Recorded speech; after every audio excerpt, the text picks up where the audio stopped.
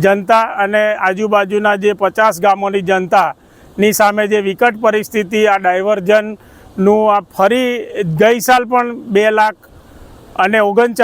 2 કરોડ 39 લાખ ત્યારબાદ 4.5 કરોડના ખર્ચે આનું નવીનીકરણ કરી અને સરસ મજાનું સુંદર ડાયવર્ઝન બનાવવામાં આવ્યું, પરંતુ પ્રથમ જ વરસાદે આનું નીકળવાની તૈયારીમાં છે। અત્યારે મહેરબાન કલેક્ટર શ્રી પણ આ જગ્યાનો એમણે જાત માહિતી લીધી છે, પરંતુ એક સવાલ હંમેશા પ્રજાના માથે એવો રહે છે કે આ ડાયવર્ઝન બનતું હતું ત્યારે અમે જરૂરી સૂચનો અહીંના જે એન્જિનિયરો છે એમને કરેલા કે આજુબાજુ તમે આરસીસી વર્ક કરો ને ઉપરથી છલ્યું જતું રહે, આરસીસી છલ્યું બનાવો, જેને લઈ અને આ ડાયવર્ઝન સારી રીતે ચાલુ થઈ શકે, પરંતુ એવી કોઈ કાર્યવાહી કરી નહીં।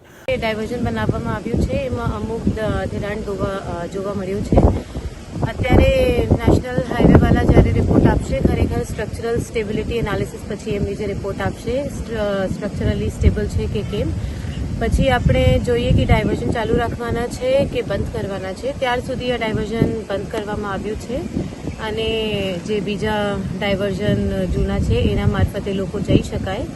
NH રિપોર્ટ પછી આપણે ડિસાઇડ કરીશું કરવાના।